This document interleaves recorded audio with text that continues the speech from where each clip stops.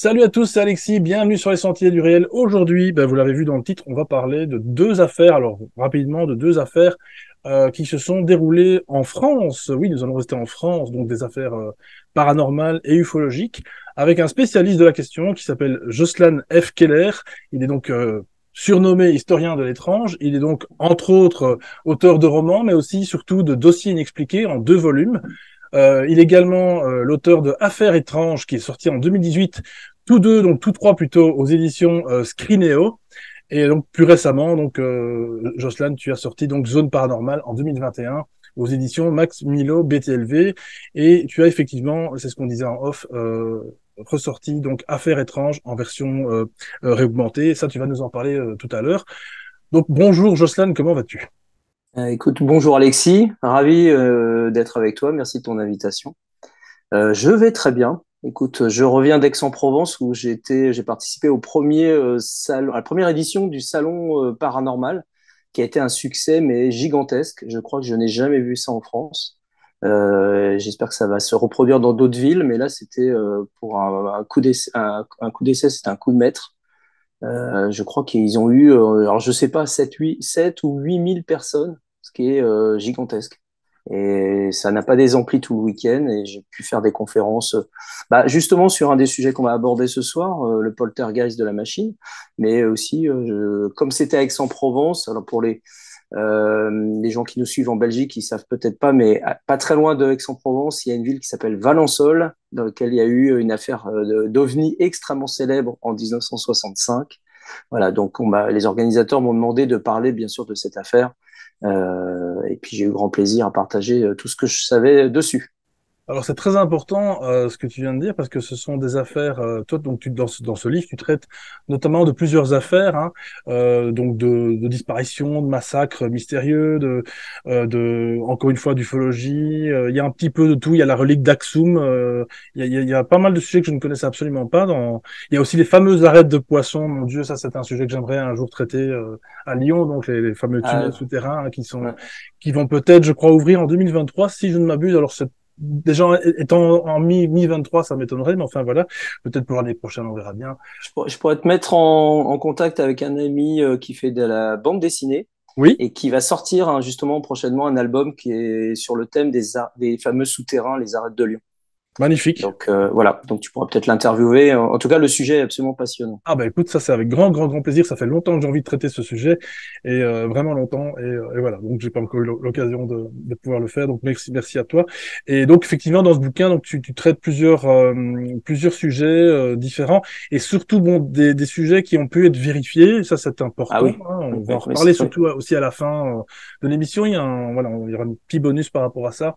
Et donc, notamment, donc c'est pour ça que je voulais aussi que tu traites, alors brièvement, parce que c'est vrai que ça ferait de toute façon l'objet de plusieurs émissions, c'est pas possible. Et en plus de ça, tu as une exclusivité sur BTLV, disons-le aussi. Donc voilà, faut respecter ça. Donc tu vas nous parler, comme tu l'as très bien dit, de l'affaire de la machine, donc de poltergeist de la machine, la machine qui est une commune en France, donc qui a un nom qui a été donné effectivement. Ça, tu vas nous expliquer par justement toute l'industrie qu'il y a eu pendant quelques années là-bas. Et effectivement, et après, on va revenir sur Alors, l'affaire de Haravilliers, ouais. on va y arriver, qui est donc une affaire ufologique OVNI. Les deux affaires, que ce soit la machine ou Aravilliers, sont vraiment Oui, des gros dossiers, on va oui, dire. Juste peut-être expliquer comment je travaille oui, et la manière comment, voilà, dans mes livres, très moi je suis important. pas, voilà, moi je Je suis, sais comme que tu tu vas l'as sur le dit. terrain, apparemment tu vas sur le terrain si c'est possible. Oui, oui. Alors moi, je me présente comme un historien de l'étrange. Ça veut Oui, dire que je ne suis pas ufologue, je suis pas parapsychologue, je suis pas médium, encore moins. Je suis pas non plus chasseur de fantômes.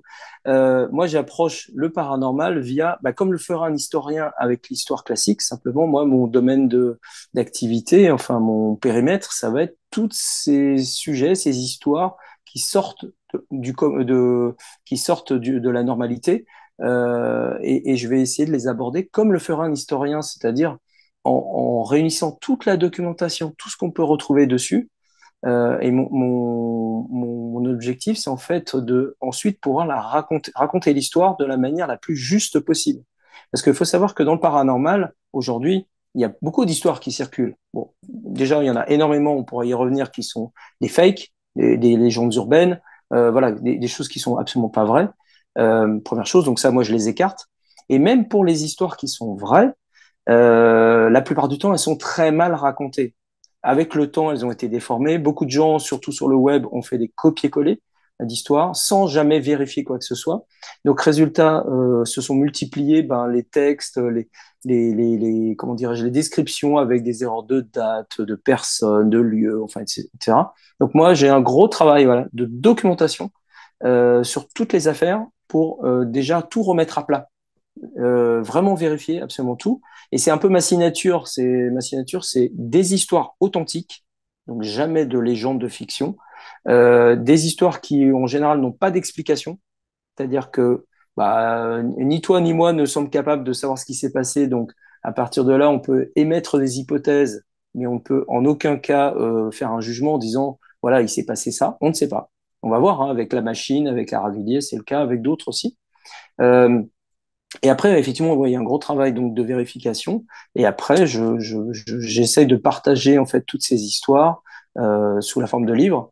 Alors, avec aussi un autre objectif qui est celui de ne pas revenir sur des histoires très connues de tous.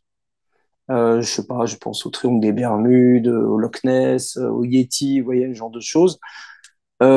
Simplement parce que j'ai pas grand-chose à ajouter de plus. Il y a plein d'autres gens qui ont déjà écrit dessus et que moi je préfère au contraire présenter des histoires que peu de gens connaissent. Et j'adore quand les gens me disent ah cette histoire-là je ne la connais pas et elle est passionnante. Voilà. Parce que tu disais justement off que l'affaire de Harvilliers, c'est toi qui l'as un petit peu remis, disons. Oui, alors je l'ai. Oui, oui. On peut commencer par Aurevilliers si tu veux pour en Oui, parler un tant qu'à peu. faire, oui. Euh, Effectivement, c'est une histoire qui est arrivée en 98 en France, dans le nord de Paris, à 50 km au nord de Paris. C'est une histoire d'OVNI avec des chasseurs qui, alors j'ai pas le temps de tout raconter l'histoire qui est assez complexe, mais l'idée c'est en gros, c'est un groupe de chasseurs qui le matin en janvier va chasser et découvre à l'entrée du village d'Aravilliers un OVNI. Il passe, qui ressemble un peu à celui qu'il y a derrière toi là sur l'image. Et donc un énorme OVNI, il passe dessous en voiture. Là, ils ont une sorte de ce qu'on appelle un missing time, c'est-à-dire en fait un temps manquant, et ils se retrouvent sur un parking à 1 kilomètre de là, même plus, presque 2 kilomètres de là, où ils retrouvent un autre ami chasseur qui lui-même a vu l'OVNI. Donc là, on a plein de témoins qui ont vu un OVNI et qui ont tous connu un sorte de missing time. Bon, après, s'ensuit le fait que le témoin principal nous raconte que lui il se rappelle, pardon, avoir été abducté, être entré dans l'OVNI, avoir été mis en contact avec des créatures de type assez grand personnage de 2 mètres, 2 mètres 50 de haut, avec plutôt un corps humain et une tête d'aigle, avec un nez et un bec très prononcé. Un peu le genre de personnage qu'on voit dans la mythologie sumérienne d'ailleurs. Voilà, et tout ça, bon, j'ai pas le temps de raconter, mais ça, cette histoire-là, qui s'est passée en 98, donc elle a été à l'époque assez vite récupérée par des ufologues, et tant mieux, parce que sinon on n'en aurait rien su, euh, parce qu'il n'y a jamais eu d'enquête de gendarmerie, et il n'y a jamais eu d'examen scientifique de cette histoire. Et ce qui explique pourquoi la presse n'en a pas parlé non plus. Donc ce sont les ufologues à l'époque qui ont travaillé dessus, et en fait, cette histoire qui est assez connue des ufologues français, elle est tombée dans l'oubli dans les années, fin des années 90 et début des années 2000. Et moi, je l'ai découverte au milieu des années 2000, vers 2015, 2000, par là, 2016. Et je me suis dit, mais c'est extraordinaire comme histoire et personne n'en parle.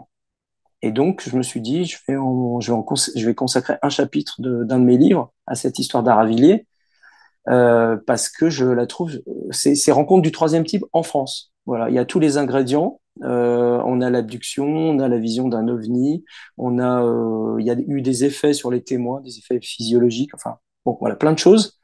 Et l'histoire, non seulement elle est extraordinaire, mais elle continue. C'est-à-dire que à l'époque, il y avait une petite fille qui avait été traumatisée le matin même où l'ovni est passé au-dessus de la commune. Ses parents en ont parlé en disant notre fille, pendant des mois et des mois, elle a été traumatisée, quelque chose lui a fait très très peur. Et, et moi, je me suis dit que les chasseurs qui étaient là, qui avaient assisté, qui avaient vu les ovnis, ce sont les seuls. Hein. Dans le village, tous les gens dormaient en fait, tous les gens ont dormi jusqu'à très tard. Donc personne n'a rien vu. Et je me suis dit qu'après coup, finalement, les chasseurs étaient là un peu par hasard.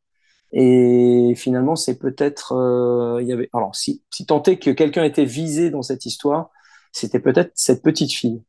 Et donc moi, pour poursuivre le dossier, et pour aller plus loin que les ufologues de l'époque, j'ai pris contact avec les parents et après, il m'a fallu du temps. Après, on va dire presque 2 ans, j'ai réussi à rentrer en contact avec la petite. Alors la petite fille, bien sûr, depuis 98 est devenue une jeune femme. Et donc j'ai pu rentrer en contact avec elle, lui montrer que j'avais des bonnes intentions. Elle ne s'était jamais exprimée en public sur cette histoire. Alors, bien sûr, elle avait 2 ans, donc elle se souvient pas de ce qu'elle a vécu à l'âge de 2 ans. En revanche, le reste de sa vie depuis 2 ans a été un peu curieux, avec des épisodes un peu étranges. Ils sont un peu, pour moi, paranormaux. Et c'est pour ça que je reste en contact avec elle, parce que ça m'intéresse un peu de savoir ce qui va lui arriver. Et j'ai réussi l'an dernier à la convaincre pour la première fois de s'exprimer sur BTLV, là, la web TV sur laquelle je travaille. Et on a fait une émission spéciale à Ravilliers, qui est en accès libre. Hein, donc vous allez taper Ravilliers BTLV 2022, vous allez trouver. Vous pouvez la regarder. Et donc pour la première fois, cette jeune femme qui s'appelle Cynthia vient témoigner. Voilà, dire c'est moi et un peu raconter sa vie et ce qu'elle ressent. Aujourd'hui, elle dit, c'est ce que je raconte dans le livre, hein, parce que je l'ai interviewée, elle dit, il y a quelque chose qui est bloqué en moi, littéralement. Je sais qu'il y a quelque chose qui est en moi, je ne sais pas ce que c'est. Il faudrait qu'un jour je m'en libère, je m'en délivre. Et aujourd'hui, elle est, alors, j'essaie de trouver ces mots, hein. Elle est physiquement bloquée, un peu, voilà, c'est un blocage mental presque, qui lui empêche de dire quelque chose. Donc c'est assez fascinant. Moi, je pense que l'histoire de Harvilliers, qui s'est passée il y a plus de 25 ans, n'est pas terminée. Et qu'il y a... Alors, il s'est plus rien passé à Harvilliers, hein, depuis. Mais cela dit, avec Cynthia, éventuellement d'autres témoins qui n'auraient pas parlé, je pense qu'il y a encore des choses à dire sur cette histoire.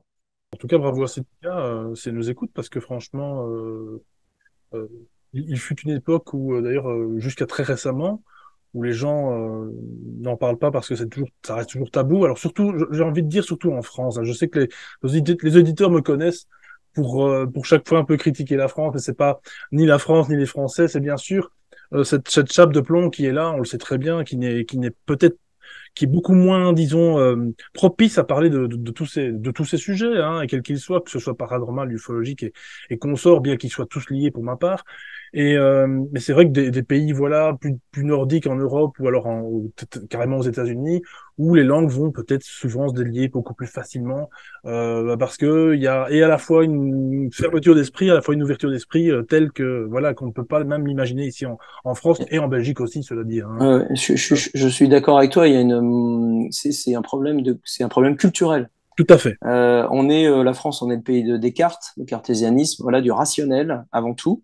Et bien que plein de gens disent, voilà, vouloir s'ouvrir à d'autres idées, d'autres concepts, il y a toujours ce substrat là de cartésianisme qui reste et qui fait que dès qu'on aborde un sujet qui sort de la norme, de la science, voilà, dès qu'on est dans la parascience, au lieu de l'aborder de manière rigoureuse et de manière intelligente, en parlant, voilà, en essayant d'en parler sérieusement, la plupart du temps, effectivement, dans les médias, surtout dans les médias français, c'est pris à la rigolade. Voilà, c'est pris comme un objet de moquerie. Et donc, énormément de témoins, énormément de gens qui ont vécu des choses extraordinaires, que ce soit vis-à-vis des ovnis ou dans le domaine de la médiumnité, enfin, voilà, plein de choses comme ça, sont bloqués, sont littéralement bloqués, n'osent pas dire ce qu'ils ont vécu, simplement parce qu'ils ont peur du ridicule. Voilà. Et c'est dommage, c'est dommage. Oui, c'est dommage parce que, mais enfin, en tout cas, encore bravo à Cynthia, franchement, parce que Mm. c'est vrai que ça envoie. Je pense que tu l'as vérifié avec le festival que tu viens de vivre justement dans le sud de la France. Donc c'est où il y a une réunion comme ça d'autant de monde, autant de personnes. C'est que quand même les mentalités sont quand même en train d'éclore, en train de changer Oui, quand même. oui, oui. Ça a pris le temps. L'ufologie, c'est important que je le dise aussi aux auditeurs, ça tu le confirmeras ou pas, Joslan, c'est que l'ufologie, il me semble que ça fait des années qu'on n'en parle plus du tout. Quand je dis qu'on n'en parle plus du tout, c'est surtout dans les médias, dans les grands médias. un temps où on se rappelle bien sûr du fameux OVNI, enfin certains pour certains drones qui passaient en Belgique et à la fois aussi en France, dans le nord de la France, hein, en 89, 90, 90, où là tous les médias en parlaient et encore pendant des années, il y a eu de temps à autre et à la fois, moi je me souviens dans les journaux télévisés ici en Belgique où on parlait facilement, plus ou moins facilement, de tels phénomènes paranormaux. Je me souviendrai toujours de cet enfant de 5 ans qui aurait, qui en pleine nuit a soulevé un lit tout seul quand même, je veux dire, voilà, soulevé un lit, mais pas avec ses petits bras, on l'a compris. Avec donc les parents retrouvent le lit à la verticale. C'est un document que je ne retrouve absolument pas, mais je me souviens, c'est resté gravé. Ça se passe. Ça me dit quelque chose cette histoire. Ouais, ouais. Ouais, Je la et connais pas, c'était, mais je ça me pense dit que quelque c'était, chose. si je me Mm, souviens bien, c'était en Belgique, mm. et vraiment, voilà, c'était, mais bon, donc on en parlait dans les années 90, 90, comme ça encore facilement, et puis tout d'un coup, dans les années 2000, plus rien. Alors que la technologie nous permet quand même un peu de mieux, disons, filmer, alors entre guillemets, hein, ça fait, ça fait un peu débat aussi.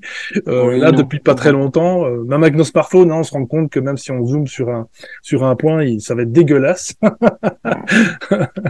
Oui, c'est la remarque qu'on a souvent en disant, mais attendez, avec tout ce qu'on a, tout le monde a des smartphones, il y a des technologies, comment se fait-il qu'on n'ait pas des images d'OVNI plus claires, plus nettes, etc. Oui, mais sauf que voilà, essayer de filmer, mais ne serait-ce qu'une étoile ou quoi que ce soit avec un smartphone, la nuit, déjà, ça marche pas. C'est pas assez sensible encore. Voilà. Donc, et puis, il y a un phénomène qu'on a beaucoup constaté par rapport à énormément de témoignages qu'on a pu avoir. Nous, sur BTLV, on fait une libre antenne, donc les gens viennent témoigner. Et maintenant, ça fait des années qu'on fait ça. Et souvent, les gens, quand ils sont face à un phénomène extraordinaire, ils ont une phase, un temps de sidération. C'est-à-dire qu'en fait, pendant un moment, ils regardent, ils contemplent, mais ils ne font rien. Ils n'ont même pas le réflexe de dire, il faut que je prenne une photo ou que je filme. Après, ça vient, mais malheureusement, souvent, c'est trop tard et le phénomène a disparu. C'est dommage et en même temps, à la fois, c'est presque poétique. Ça veut dire que, en fait, on peut encore de nos jours observer un phénomène qui nous dépasse, c'est le cas de le dire, qui nous surplombe et qui finalement, alors nous empêche. Moi, j'ai une théorie là-dessus. Je pense qu'il y a aussi sans doute certaines énergies qui empêchent aussi la prise de photos. Ça, c'est un autre débat. Mais là où ça devient intéressant, c'est que les gens enfin lâchent leur smartphone et à tout prix, ou dans une époque où à tout prix maintenant il faut filmer quoi que ce soit. Hein, je veux Ah dire, ouais. on le sait, c'est vidéo gag mais en version. Après, ouais, tu as quand même pas mal de témoins qui arrivent à filmer et qui essayent de Oui, filmer. oui, Malheureusement, le résultat, on le voit, hein, ils nous envoient les c'est ça. vidéos, Ouais. c'est inexploitable. Il n'y a pas de référence, ça peut être n'importe quoi. C'est très. Et après, ils nous demandent en plus un avis. Ils nous disent, ah, voilà, j'ai vu ça, qu'est-ce que c'est? Bah, écoutez, au Ouais, vu bon. de ce qu'on voit, on ne sait pas. Oui, ça c'est On ne sait la pas. fameuse question. Qu'est-ce que c'est ouais, bon, Ouais, ouais, ouais. Ouais. voilà, je peux Alors, comprendre. je voudrais Oui, revenir sur ce que tu as dit là sur les ovnis. Il y a une raison pour laquelle, effectivement, peut-être, alors en France, je sais pas, je sais moins en Belgique, mais en France, on en a moins parlé, c'est qu'il y avait plus de grandes affaires. C'est-à-dire que dans les années 50, 60, 70, tu avais assez régulièrement des histoires d'atterrissage d'objets venus d'on ne sait où, avec des gens qui voyaient des personnages, des créatures, voilà, des entités, on appelle ça comme on veut, et qui avaient des histoires à raconter. L'histoire d'Aravilliers dont je parlais tout à l'heure, elle date de 98, c'est il y a plus de 25 ans. On approche les 30 ans, et depuis, j'en discutais encore hier avec des ufologues, nous en France, on n'a pas aucune histoire de gens qui ont fait ce qu'on appelle des rencontres du troisième type. Aucune. Voilà. Alors c'est peut-être pour ça qu'en France ça baisse. Mais cela dit, depuis 2017, avec tout ce qui se passe aux États-Unis, où il s'agite bien pour pas mal de sujets, bon après on rentrera peut-être pas dans le détail, mais en tout cas on reparle des ovnis aux États-Unis et donc forcément il y a un effet de ruissellement vers chez nous. Où voilà, quand David Gorash est intervenu devant le Congrès avec des pilotes américains, forcément ça donne lieu à des dépêches d'informations aux États-Unis qui sont reprises par les médias français. Voilà. Mais avec un gros problème, c'est que dans les médias français, il n'y a personne qui connaît le sujet. Personne qui est un spécialiste, voilà, qui connaît ce qui s'est passé dans les 40 ou 50 dernières années dans l'ufologie. Euh, pour la simple et bonne raison, c'est ce que je disais, parce que ça a été longtemps un sujet de moquerie. Et donc, un journaliste qui s'intéressait vraiment sincèrement au sujet n'était pas crédible. Voilà. Ça va changer. J'espère que ça va changer. Bah, on voyait déjà très bien Jimmy Dieu, hein, qui à l'époque bon sortait souvent, surtout ses reportages sur cassette vidéo, et il était invité malheureusement à être moqué chez De Chavannes et consorts. C'était une telle moquerie que l'ufologie ne pouvait pas sombrer finalement dans la stupidité, vu que ces gens-là, et il y a pas que Jimmy Dieu bien entendu, même Jean-Pierre Curti et compagnie, hein, ont été quand même tous un petit peu lynchés dans les médias, tout ça pour donner finalement, ce qu'on obtient parfois même sur YouTube, hein, tout ce côté drama, ce côté moquerie, ce côté finalement Spectacle. Spectacle, mais spectacle, oui, un peu caricatural. Ouais. voilà, c'est ça. C'est vraiment jeté au lion pour pas grand-chose. C'est ça. Et donc, notamment, on peut aussi vite faire aussi on peut parler donc de cette affaire justement, dont l'une des affaires que tu parles dans le bouquin, Affaires étranges. Il me tient à cœur, je dois dire, parce que ce sont des sujets dont on a parlé déjà sur la chaîne, et c'est le fameux donc esprit frappeur de la machine, qui est donc une commune en France, hein, la machine bien sûr. Exactement. Alors moi j'avoue que le phénomène des poltergeists ou des esprits frappeurs m'a toujours fasciné parce que je pense qu'il y a une certaine réalité derrière tout ça. Et le problème, c'est que la nature même du phénomène reste encore très floue. Voilà. Mais on a régulièrement, et beaucoup plus régulièrement d'ailleurs que des affaires d'OVNI, on a des affaires de temps en temps de maisons dans lesquelles il y a une petite communauté qui vit un moment difficile avec des phénomènes qui sont inexpliqués, violents parfois, en tout cas totalement déroutants.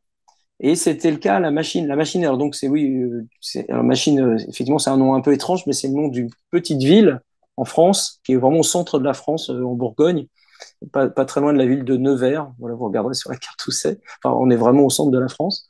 Et en plus, c'est une cité minière, donc c'est vrai qu'en France, quand on pense au charbon, on pense souvent au nord de la France, on pense à la Lorraine, mais on pense jamais au Massif central et au centre de la France où il y avait des petites poches, des petits gisements de charbon.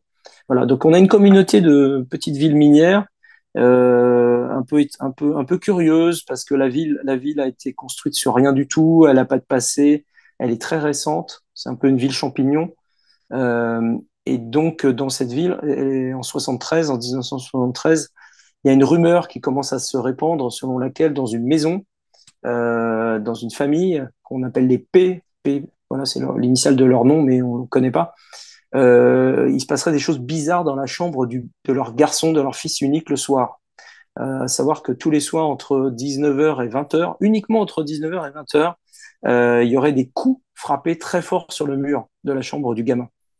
Et alors, bien sûr, au début, bon, c'est resté au niveau de la famille, hein, la famille n'en a pas parlé. Le gamin, lui, était assez content, ça faisait comme une sorte de jeu, hein. Surtout qu'il s'est rendu compte que quand il posait des questions au mur de sa chambre, le mur répondait. Il lui disait, est-ce que tu peux compter jusqu'à 3? Et le mur faisait poum, poum, poum, voilà. Donc forcément, c'est devenu une sorte de distraction. Alors, les parents, au bout d'un moment, en ont eu un peu marre parce qu'ils pensaient que c'était le voisin qui faisait soit une blague, soit qui faisait du bruit. Ils se sont aperçus très vite que les voisins étaient totalement hors de cause. C'était pas du tout ça. Oui, bon, c'est un couple, mais qui, voilà, le père est allé de l'autre côté, il a bien vu que les coups avaient lieu alors que les voisins n'étaient pour rien. Et donc forcément, ça s'est ébruité parce que bon, bah, les proches, les autres voisins sont venus voir, ils ont entendu qu'il se passait un truc curieux. Ils ont voulu aussi poser des questions au mur. À chaque fois, le mur répondait toujours juste, hein, toujours juste. Voilà. Bon, bah, bien sûr, ça a attiré l'attention de voisins plus éloignés, de la ville. Voilà. Enfin, on est dans une petite ville où dès qu'il y a un truc un peu curieux qui se passe, tout le monde est au courant assez vite. Les gendarmes ont fini une semaine après le début des coups. Les gendarmes ont fini par apprendre qu'il se passait un truc bizarre. Donc ils sont venus voir parce que bon, en général, quand on est à la gendarmerie, on pense toujours au désordre public parce qu'il commence à y avoir de l'agitation et des gens venaient, même des villes d'à côté, avec les gens qui se garaient un peu partout. Enfin, vous voyez, c'est un peu compliqué. Donc voilà. Et là, c'est intéressant parce que cette histoire, ça a été sans doute la première fois que la gendarmerie française a fait une vraie enquête. C'est-à-dire que le commandant de la gendarmerie de la machine, non seulement il est venu sur place se rendre compte du phénomène, mais il a enregistré des choses. Voilà. Avec ces gendarmes, ils ont travaillé et ils ont fait une vraie enquête de gendarmerie très très approfondie sur un phénomène totalement inexpliqué et paranormal. Alors ça a duré, bon, j'ai pas le temps de raconter toute l'histoire, hein, c'est pas le but, mais ça a duré environ 2 mois jusqu'à ce qu'on se rende compte que il fallait éloigner le gamin. Et donc quand ils ont le gamin, je crois qu'on l'a envoyé chez ses grands-parents pendant quelques semaines. Et du jour au lendemain, le mur n'a plus du tout fait de bruit. Donc voilà. Et quand le gamin est revenu, après le phénomène s'était arrêté. Mais ce qui était intéressant, c'est non seulement il y avait des bruits toujours entre 19h et 20h, on ne sait pas du tout pourquoi. Mais le mur avait toujours raison, c'est ça le truc qui est extraordinaire. C'est-à-dire que c'est pas seulement le gamin qui posait des questions, c'était les parents, les amis, les gendarmes. On a cet exemple. Alors, les gendarmes ont posé plein de questions, quel âge on a, etc. Le commandant de gendarmerie, il a notamment posé 2 questions. Il a demandé d'abord combien il avait de balles dans le chargeur de son pistolet. Lui-même le savait pas bien parce qu'il l'avait rechargé quelques jours avant et il se rappelait plus s'il l'avait rempli ou pas. Donc là, le mur lui a tapé le nombre de balles qu'il y avait dans le barillet, donc c'était juste.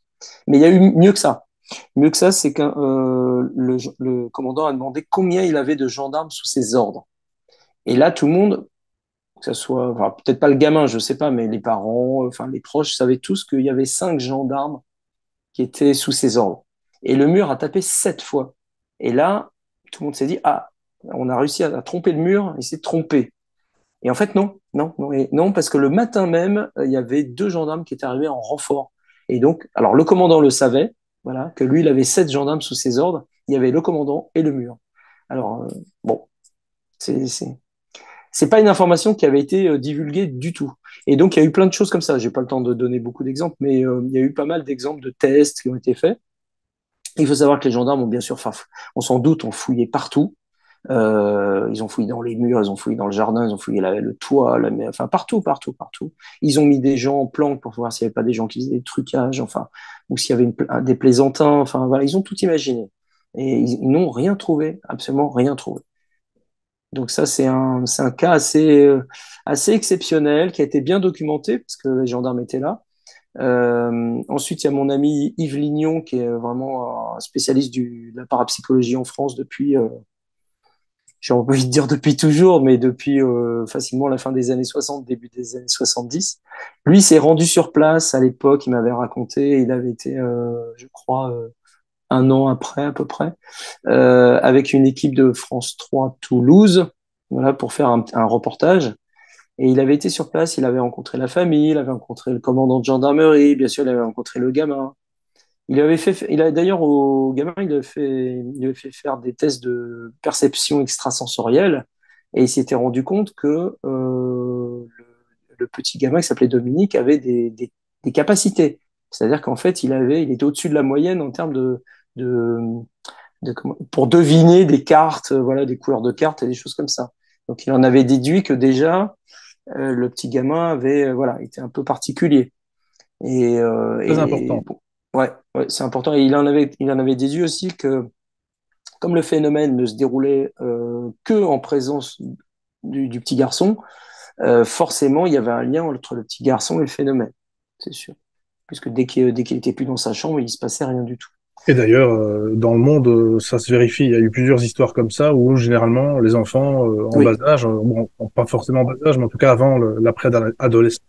Alors, ce que je dis toujours sur les histoires de poltergeist, je fais un petit aparté, c'est que c'est pas parce que, comment dire, les affaires de poltergeist ne sont pas dues qu'à la présence d'adolescents, de jeunes Non, non, bien sûr, bien perturbés. sûr. Non, non, pas que. Souvent, ça, c'est vrai que c'est le cas assez souvent, mais j'ai aussi des histoires avec des jeunes adultes. Voilà, moi, j'ai raconté une histoire qui se passait en 1955 en Savoie avec une jeune femme, Teresa Costa, c'était à Saint-Jean-de-Maurienne, comment dirais-je, dont la maison était dans un capharnaüm le plus complet en sa présence, et elle avait 25 ans et 2 enfants. Oui. On a d'autres cas comme ça. On a eu la jeune femme à Rosenheim aussi en Bavière. C'était une jeune femme aussi qui travaillait dans un cabinet d'avocats. Alors j'ai oublié son nom, je crois que c'est Anne-Marie quelque chose. Et dès qu'elle arrivait dans son cabinet d'avocat ou de notaire, il y avait les ampoules qui explosaient, tous les appareils électriques se détraquaient, il y avait tous les appareils, les téléphones qui envoyaient des appels comme ça, sans qu'on fasse quoi que ce soit. enfin bref, il y avait beaucoup de perturbations. Et dès qu'elle s'est éloignée, cette jeune femme, les phénomènes ont disparu. Et, et on s'est aperçu après qu'elle avait un conflit très intense avec son père et qu'il y avait peut-être quelque chose autour de ça.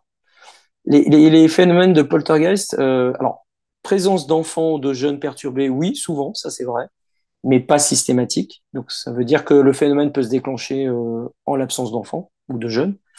En revanche, il y a forcément, il y a des gens souvent qui me disent, mais vous pensez pas que c'est une entité, c'est des esprits qui font ça, etc.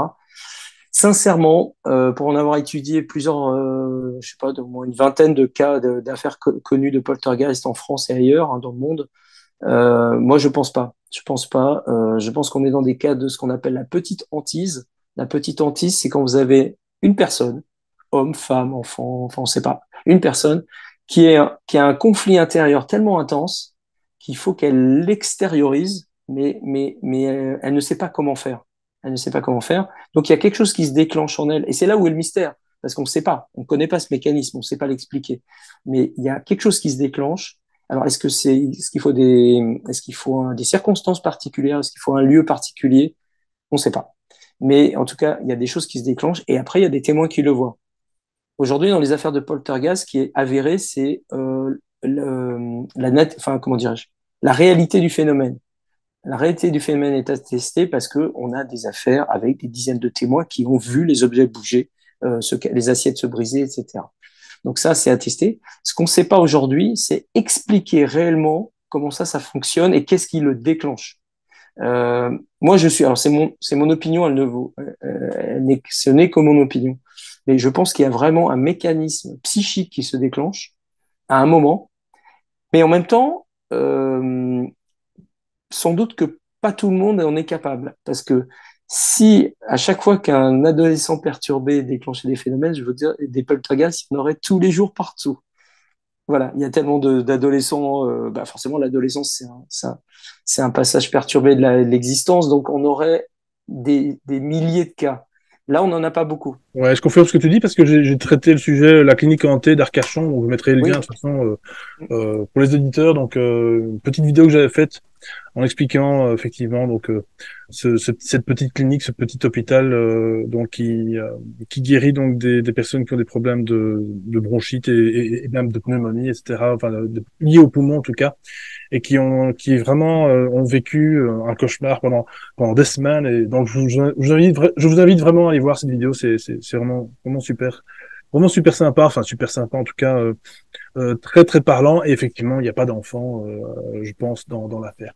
je crois que c'est dans l'affaire justement d'Arcachon qu'il y avait il y avait des pierres brûlantes, non? Il n'y avait pas des pierres qui tombaient sur le toit ou qui surgissaient de nulle part? Il C'est ça, hein? traversait même les vitres, oui, tout à fait. Ça, c'est incroyable. C'est Moi, incroyable. il y a quelque chose d'assez similaire dans l'affaire Teresa Costa, là, dont je parlais en Savoie, Oui. où à un moment, devant témoin, il y a des pierres qui arrivent de nulle part et qui tombent devant la personne. Et quand on saisit la pierre, elle est, alors pas brûlante, mais elle est chaude.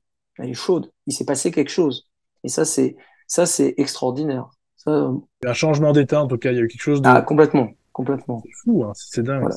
Et je trouve ça fascinant parce que on parle souvent, et c'est pour ça que c'est intéressant, grâce à toi, Jocelyn, et il y a d'autres personnes qui s'en occupent aussi un petit peu, mais bon, pas beaucoup, parce qu'encore une fois, on revient avec le même problème, la même problématique que même en parler, ça doit être même un peu pour toi parfois, pas toujours évident. Et mais bon, heureusement qu'il y a des gens quand même qui sont là pour t'écouter en conférence, etc. Les livres, etc. permettent quand Et, même de et j'ai participé aussi à quelques émissions sur oui, enquête paranormale qui ont été diffusées sur la oui, chaîne C8 en France oui, oui, très bien. et multi rediffusées depuis 2 ans. Oui, oui, Résultat, ça donne un peu de crédibilité aux propos aussi, quoi. tout à fait. Et Et ce sont surtout mes livres, en fait. C'est dans mes livres que voilà, c'est ça. vraiment il y a ma Parce qu'un signature, livre, entre guillemets. oui, parce qu'un livre, quelque part, on peut l'acheter, on peut le lire de manière Oui, intime. puis et ce sont vraiment Voilà, c'est ça. enfin, ce que j'avais envie vraiment de dire, de raconter. Dans une émission de télé, le texte est écrit par une rédaction en chef. Moi, je dis, OK, ça me va ou ça me va pas, mais c'est pas mon œuvre, voilà, quelque part. D'accord, ok. Et donc, oui, donc c'est ça. Je dis, on parle toujours des États-Unis, on parle toujours de pays peut-être nordiques justement, comme l'Islande ou même, voilà, carrément dans même en Australie, il y a il y a des phénomènes, on n'en parle pas souvent. C'est vrai que l'Australie, voilà, bon, Il y c'est en a, il y en a partout. Moi, dans mes livres partout, aussi. mais en Ouais, France, voilà, ce qui est dommage, c'est qu'il y a une richesse. Il y a une richesse telle, allez, tout ce qu'on vient de discuter là, ça se passe que en France, hein, monsieur dame, ouais. c'est que en France, hein, je veux dire, ce que tu as cité, c'est que en France. Dans le bouquin, il y a aussi des affaires qui sont donc à l'étranger, hein, ça c'est important aussi, mais il y a énormément, le fameux triangle de la Burle aussi, dont on ne parle pas souvent. Il y a, enfin voilà, il y a plein de choses Non, à la creuser. France est un pays qui regorge d'affaires paranormales. Il y en a beaucoup. Il suffit de les chercher, mais il y en a. Comme dans tous les autres pays, hein. Si tu vas en Espagne ou en Italie ou en Allemagne, il y en a aussi. Alors, le défaut qu'on a, nous, c'est qu'en fait, on parle beaucoup d'affaires qui se passent en Angleterre et aux États-Unis parce que dans ces pays-là, ils sont très ouverts, ils font beaucoup plus d'émissions de télé, de radio aussi, mais surtout de télé que nous. Et fatalement, quand les producteurs français s'intéressent au sujet, un peu par paresse et un peu par moyens aussi, parce qu'ils n'ont pas beaucoup de moyens, ils n'ont pas les moyens d'aller tourner sur place des reportages en France. Et donc, ils préfèrent à la limite acheter des images d'une affaire de fantôme ou de d'ovni qui s'est passé au Texas ou en Arizona, parce que ça leur coûtera moins cher que d'envoyer une équipe de journalistes dans un château en France. Voilà, c'est tout, c'est juste ça. C'est fou quand on y pense. C'est moyen. Voilà, s'ils avaient un peu plus de moyens, un peu plus de temps aussi, et en fait, ils préfèrent aller au plus simple. Résultat, on se retrouve avec des émissions sur le paranormal, la plupart du temps, pas toujours, mais la plupart du temps, où on a beaucoup de sujets anglo-saxons et très peu de sujets francophones, méditerranéens, voire de pays. Moi, là, je viens de raconter sur BTLV une histoire d'OVNI au Japon. Il faut savoir que le Japon est un grand pays d'ufologie, mais on en parle très peu parce que bon, il faut comprendre un peu le japonais, faut se documenter et que ça coûte cher d'aller là-bas enquêter. Je crois qu'ils aiment bien les affaires d'Adamski, si je ne m'abuse. Entre Oui, autres. alors Adamski, moi j'ai vu, alors j'étais l'an dernier, j'étais à Washington et j'ai vu sa tombe à Arlington parce qu'il est enterré au cimetière d'Arlington et je suis allé voir la tombe d'Adamski. Voilà. C'est le seul lien que j'ai avec Adamski, c'est tout.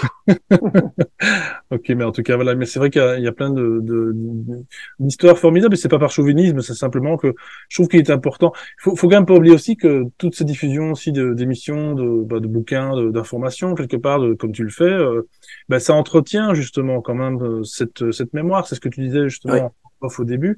Cette histoire d'Aravilliers, si tu ne l'avais pas ressorti, il y a plus personne qui en parle. Et exactement. c'est aussi ça le problème, c'est qu'il y a aussi on va dire cette mémoire entre guillemets effacée de plus en plus. Hein. Il faut pas de nombreuses années pour que les gens oublient un phénomène en fait.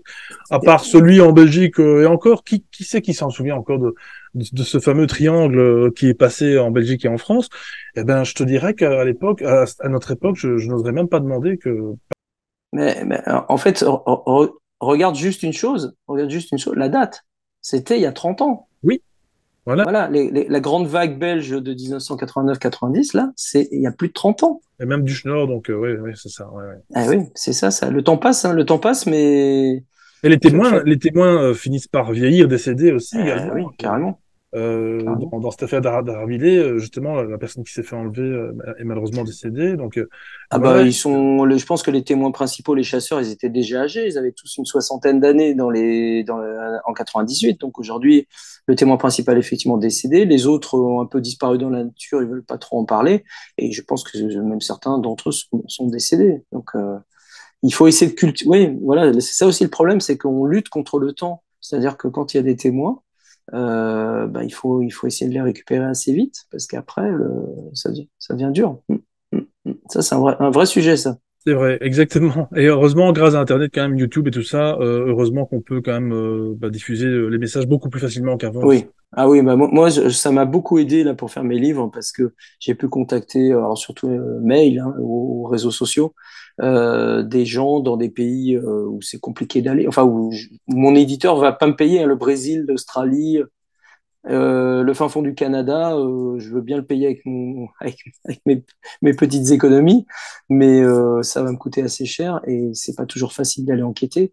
Donc, effectivement, quand on arrive à trouver facilement des contacts sur place, ça aide beaucoup, beaucoup, beaucoup. Ouais, Oui, il faut lancer un c'est sûr. crowdfunding et... Ouais, mais j'en sens pas le courage. Non, non, Ouais. non, je sais, c'est beaucoup de papier, de paperasse. Jocelyne, est-ce qu'on peut évoquer éventuellement, c'est ce qu'on disait en antenne aussi également, ben, toi, tu es un, alors je sais pas si tu l'es encore maintenant actuellement, mais tu as en tout cas à un moment donné été fervent défenseur enfin contre les faussaires, contre les fausses informations, les fausses photos, les trucages, etc., etc. Tu disais même, je crois à une époque, qu'il y avait même des personnes qui étaient payées, je pense, pour créer du faux. Et on le voit encore actuellement. C'est toujours le cas. On est en 2023 et ça n'a pas changé. Alors là, toi, en plus, ça fait C'est plus. peut-être même pire qu'avant, d'ailleurs. Même pire qu'avant.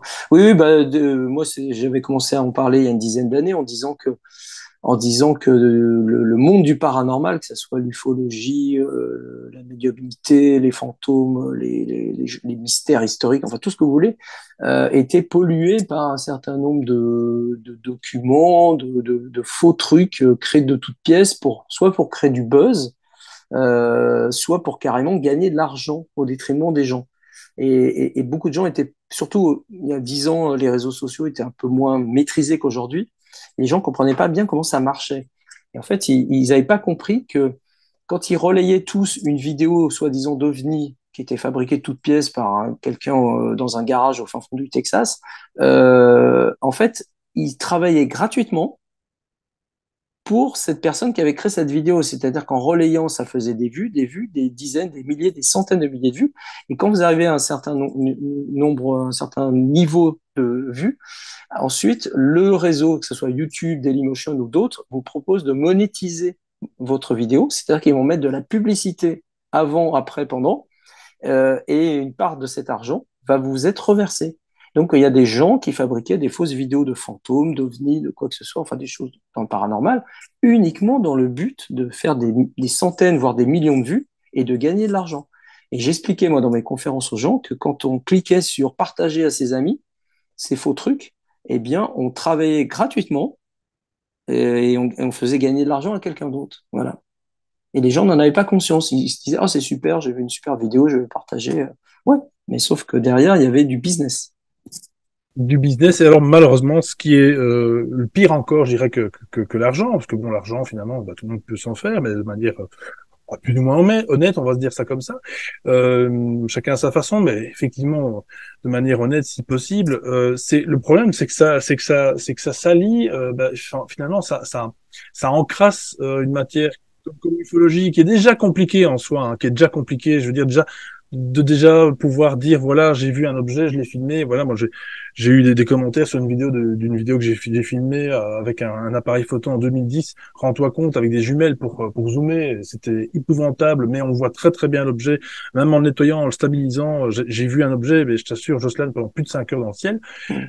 J'étais tellement fatigué de le regarder que j'ai même pas regardé comment il est parti malheureusement. Si j'avais un trépied, là, je t'assure que je reviens en 2010, je reviens en trépied, je prends mon cocktail et je l'observe jusqu'au bout. Hein. Et tout ça pour dire que t'as encore des gens qui te disent mais non, c'est une mouche devant l'objectif. Alors que toi, t'es là comme un con, t'as vécu le truc, t'es là avec ta bonne foi, hein, mais la bonne foi, en fait, tu peux la remettre au placard. Hein. C'est très compliqué. C'est très Très compliqué parce compliqué. qu'aujourd'hui, on est submergé par les images Bon.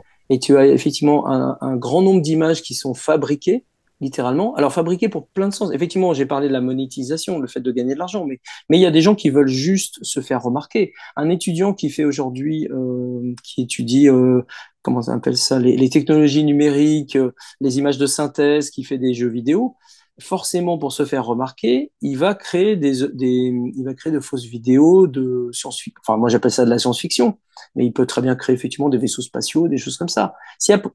Ouais, voilà, si après il les diffuse sur Internet en disant regardez c'est vrai, eh bien il y a forcément un certain nombre de gens qui vont croire que c'est vrai, même si la personne dit attention c'est moi qui l'ai fait. Mais bon, voilà, il y a toujours des gens qui sont prêts à croire. Donc il y a cet effet de buzz. Il y a aussi, et après il y a plus grave, il y a la pure désinformation, c'est-à-dire les gens qui se servent, qui font des fausses images pour véhiculer des messages. Alors ça peut être des messages de secte, de contact avec les messagers des étoiles ou je ne sais quoi, enfin voilà, ce genre de truc, ou de gens qui disent moi les extraterrestres me parlent dans ma tête tous les matins et puis regardez j'ai filmé leur vaisseau spatial. Bon, voilà, tous ces trucs-là, ça vient effectivement, comme tu l'as dit, ça vient polluer le domaine et ça empêche les gens qui ont vraiment envie de savoir, vraiment envie d'enquêter, vraiment envie d'étudier tous ces phénomènes. Ça pourrit leur travail parce que ça crée forcément du doute, ça crée de la moquerie parce que les gens disent, oh, regardez, bah, vous voyez bien que tout ça c'est bidon, regardez ces images, voilà. Et ça crée une sorte de trouble où finalement on sait plus très bien quoi penser, on sait plus, et au point que moi je le dis, et bon, je pense que même s'il n'y avait pas ces faits, qu'on pourrait le dire, aujourd'hui en 2023, et c'était déjà le cas il y a une dizaine d'années, on ne peut plus croire aucune image. C'est ça le problème. C'est que les seules images qu'on peut croire chacun, c'est les images qu'on a faites soi-même. Si moi je prends une photo d'un objet dans le ciel, je sais que c'est vrai puisque c'est moi qui ai pris la photo. Simplement, les autres ne le savent pas. Et si toi, tu prends une photo ou un film, toi, tu sais que c'est vrai parce que tu l'as fait. Moi, qui suis témoin, enfin voilà, je te crois sur ta bonne parole, mais c'est tout. Parce que j'y étais pas, parce que j'ai aucun moyen de prouver, parce que c'est tellement facile de fabriquer quelque chose. Et c'est ça qui d'ailleurs m'étonne de voir les gens qui sont crédules par rapport à des images qu'ils voient sur YouTube et qui en même temps trouvent ça tout à fait normal, les trucages incroyables qu'on voit au cinéma. Et ils font pas le lien, ils se disent, je sais pas, on voit des films de science-fiction avec des vaisseaux spatiaux, des extraterrestres, c'est quand même, enfin que ce soit Spielberg ou autre, c'est incroyable, c'est extrêmement bien fait. On a l'impression que c'est réel. Et là, quand on leur dit, bah non, bah vous savez, c'est fait avec les mêmes logiciels. Là. Les fausses vidéos sont faites avec les mêmes logiciels. Ah bon? Ah bah j'y pensais pas. Ça, c'est un vrai problème parce que alors là, on est dans la philosophie, mais dans une société où plus aucune image n'est vraie, où c'est-à-dire que n'importe quelle image peut être modifiée par n'importe qui. Il y a des gamins de 10 ans, même pas très jeunes, qui arrivent à faire des trucs extraordinaires même avec un smartphone, ça suffit. La vérité là-dedans, elle devient difficile, hein. Très difficile. Bah, on le voit avec l'intelligence artificielle. Mmh. Combien d'images je vois passer? Alors moi, je les détecte parce que j'ai encore cet œil un peu aguerri, Oui. où il y a ce côté un peu lissage. Et encore, parfois, je me laisse maintenant de plus en plus surprendre avec certaines images qui deviennent vraiment de plus en plus réalistes parce qu'il y a des mises à jour de ce fameux logiciel. On ne va pas le citer, mais enfin voilà. Vraiment, et encore, là, c'est aussi un autre débat parce que l'intelligence artificielle serait apparemment pas tout à fait une intelligence, mais enfin bref, voilà, ça c'est pas encore l'intelligence qu'on retrouve sur 2001, l'Odyssée de l'espace, on se comprend, Non, mais on mais s'en rapproche doucement quand même, on hein. s'en rapproche doucement et On s'en rapproche dangereusement. doucement. Voilà, et je vois le nombre c'est surtout les commentaires qui me fascinent. En fait, c'est même pas l'image, c'est les commentaires qui eux ne sont pas une intelligence artificielle, quoique. Hein. Et vraiment, t'as des commentaires qui sont effarants. T'as des personnes vraiment bah, les deux pieds joints, rentrent dedans et Là, tu es face à la nature profonde de l'humain. C'est-à-dire que l'humain adore rêver. L'humain est prêt à croire à des choses plutôt que. Et surtout, il y a aussi un autre problème, c'est que nous, on fait tous des études plus ou moins longues. Voilà, on a tous fait des études, mais dans nos études, on nous a jamais appris à avoir un esprit critique. C'est-à-dire, alors, critique, ça veut pas dire critique au sens de tout détruire, tout casser, tout rejeter en bloc. C'est pas ça. C'est critique, c'est douter, mais dans le bon sens du terme. C'est douter en ce sens. Attendez, ce qu'on me montre là, ce qu'on me dit là, est-ce que c'est vrai et quels sont les moyens que j'ai pour m'assurer que c'est vrai. Voilà. Et ça, aujourd'hui, que ce soit les jeunes générations ou la nôtre, hein, c'est un vrai problème. Les gens n'ont pas les outils, n'ont pas le réflexe de se poser les questions. Attends, là, on n'est pas en train de me raconter n'importe quoi. il faut pas oublier, Joslan, que c'est un sujet qui a, comme on l'a dit dans l'émission, qui a été quand même souvent décrié et l'est Oui, encore quelque part. Ou alors on va plutôt le nier, on va plutôt le mettre dans le placard pour ne pas justement le décrier, parce que quand on décrit quelque chose, on en parle. Donc c'est encore plus facile de ne pas en parler, hein, c'est vrai, pour le faire oublier du grand public, sauf avec des histoires comme les fameuses momies de, alors c'est pas les momies de Nazca, mais en tout cas elles reviennent celles-là un petit Presque, peu, presque. c'est Ouais, presque, mon Dieu. oui. Je pensais qu'on en était débarrassé, mais non. Tu veux en Non. jeter un mot, Jocelyn, ou pas? Oui, oh, pour dire, qu'est-ce qu'on peut en dire? En fait, oui, il y a une sorte d'audition devant le Congrès mexicain, devant laquelle est allé un journaliste qui s'appelle Jaime Maussan, accompagné, il a réussi à convaincre un pilote américain, Ryan Graves, d'y aller aussi. Bon, lui, très vite, s'est rendu compte qui s'est fait berner. Et donc, il s'est très vite désolidarisé de la chose.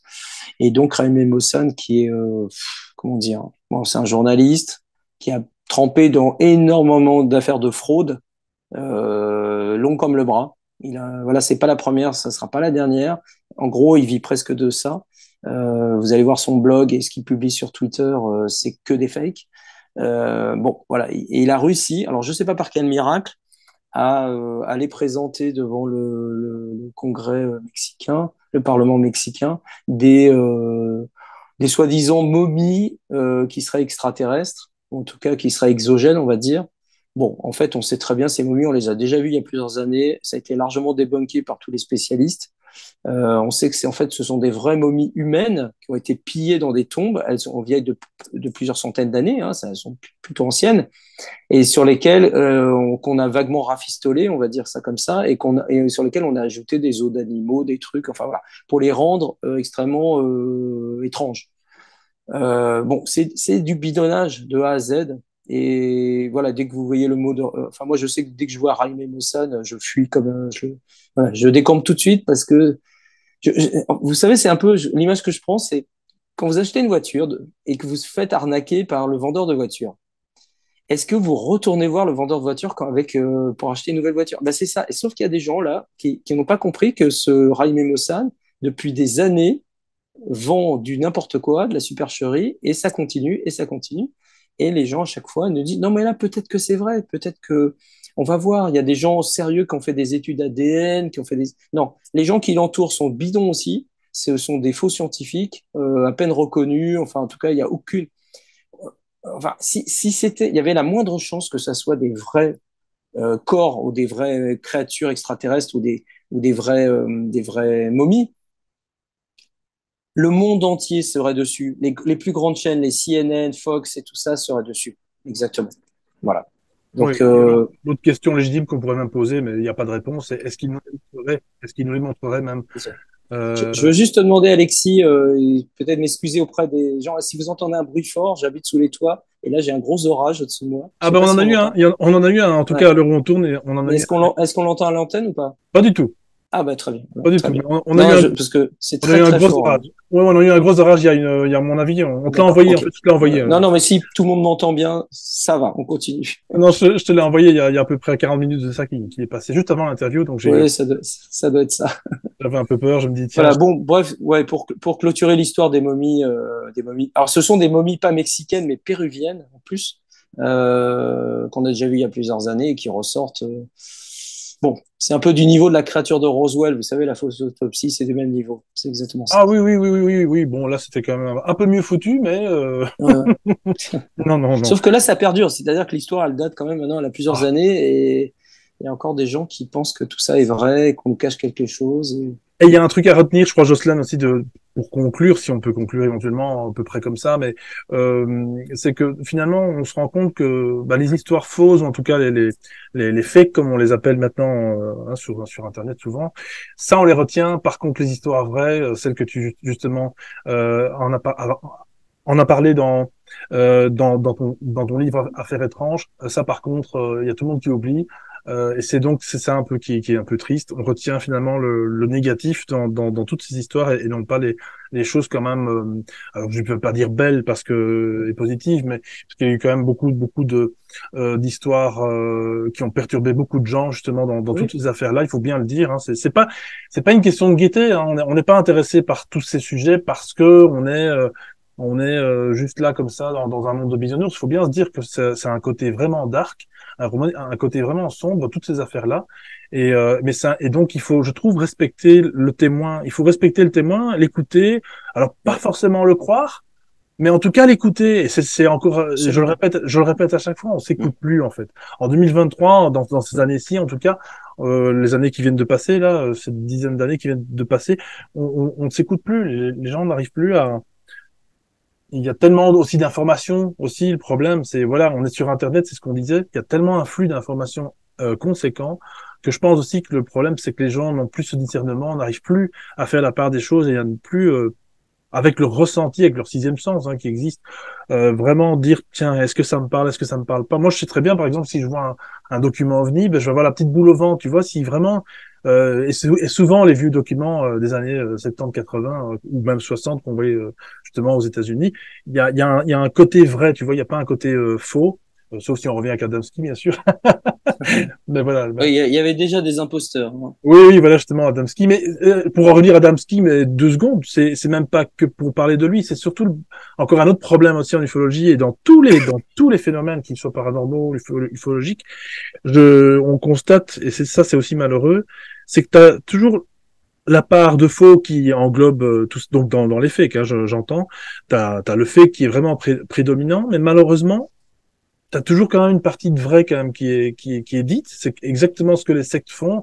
Elles récupèrent des choses bien véridiques, bien réelles, des phénomènes bien réels pour après les récupérer, comme tu dis, pour du business. Oui, oui, bah c'est ça. En fait, que ce soit les sectes ou les gourous Oui, ou les imposteurs jouent beaucoup sur l'ambiguïté, quoi.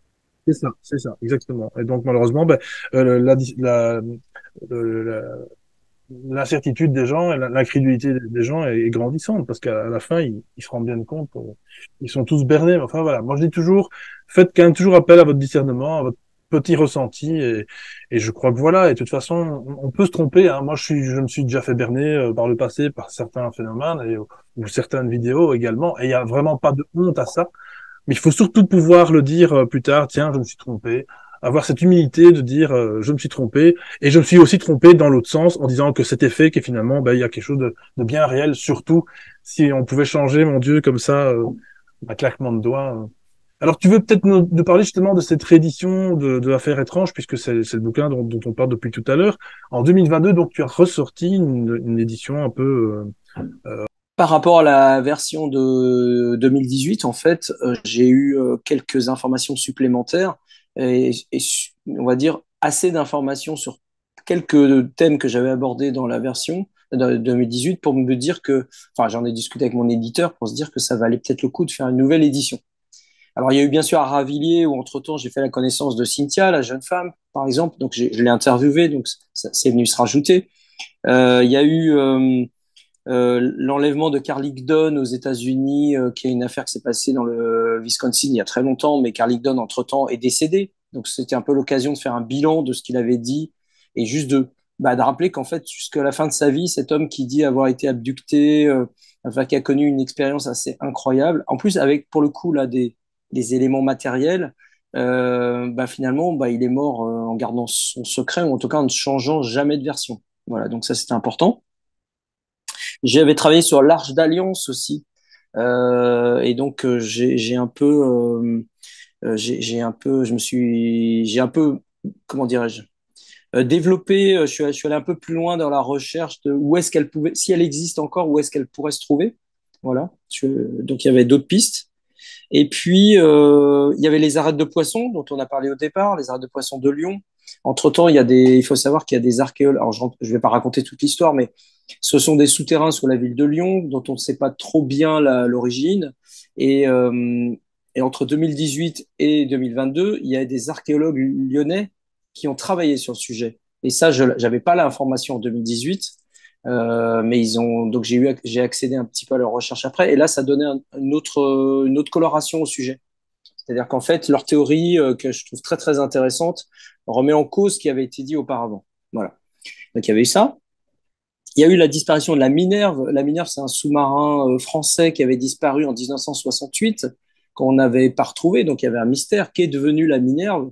Et en fait, étrangement, 50 ans en France, la loi veut que les archives militaires soient ouvertes au grand public 50 ans après les faits. Et donc,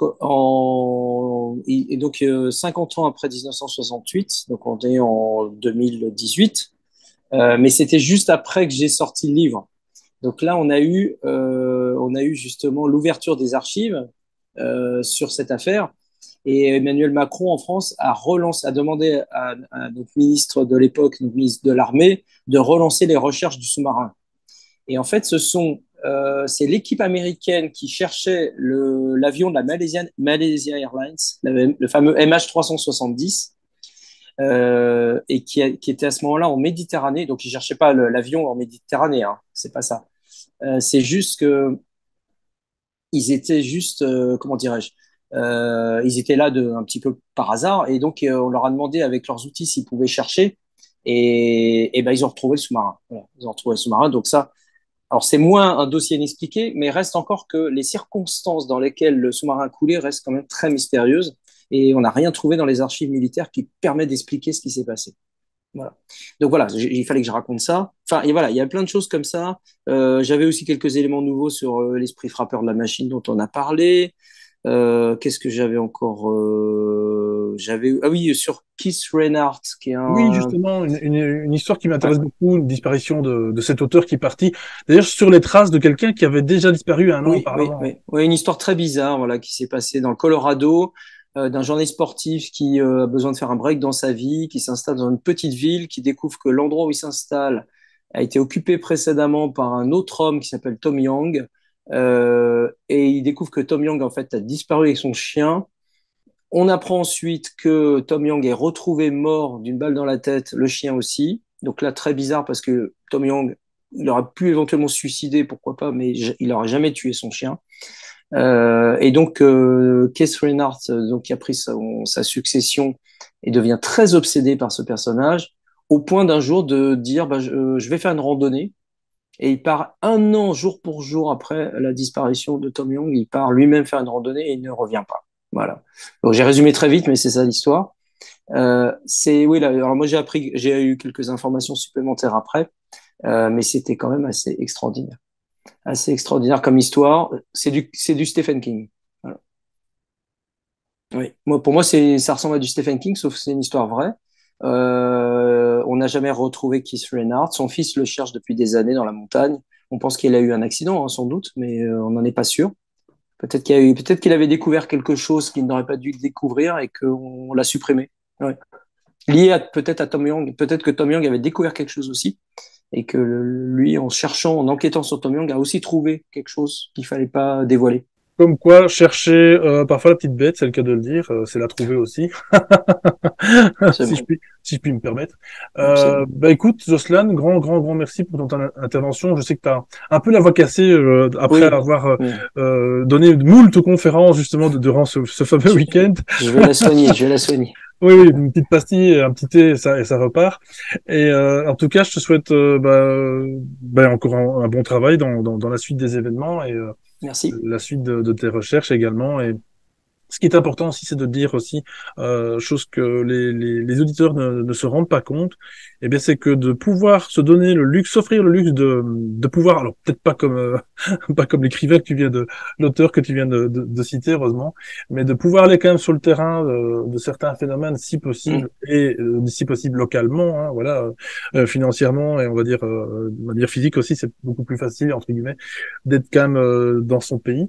Et de pouvoir aller sur le terrain, bah, c'est vraiment, c'est pas un luxe justement parce que vraiment, rien de tel, quoi, de pouvoir encore éventuellement tomber sur des témoignages, des témoins qui veulent jamais peut-être parler devant une caméra, qui veulent peut-être pas se faire enregistrer, Souvent. mais qui souvent les langues se délient, voilà, avec Absolument. Mm. avec une petite tasse de café ou autre. Et donc, grand merci, Jocelyn. De toute façon, je mettrai tous les liens de tes livres en D'accord. description, comme Merci. d'habitude, hein. Et puis, on te souhaite encore une fois une bonne continuation dans tes recherches, dans tes nouveaux projets également. Et Écoute, encore merci pour ton invitation. C'était très bah écoute, sympa. grand merci, vraiment, vraiment super d'avoir évoqué tous ces sujets bien de chez nous, comme on dit, hein, même si moi je suis belge, Exactement. mais c'est pareil.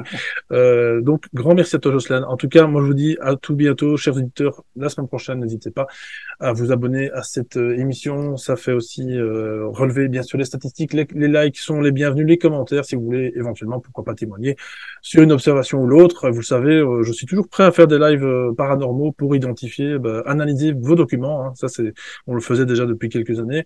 Donc c'est reparti là sur les sentiers du réel. On va faire ça ensemble, ça va être super sympa. Donc n'oublie pas, prochaine émission dimanche prochain, que je ne dis pas des bêtises. Et d'ici là, je vous souhaite une bonne semaine. Gros bisous, ciao ciao. Au revoir. Et pour soutenir la chaîne et assurer sa pérennité, vous pouvez également faire un don, soit dans la cagnotte Litchi, soit un don ponctuel, lien dans la description. Merci, à la semaine prochaine.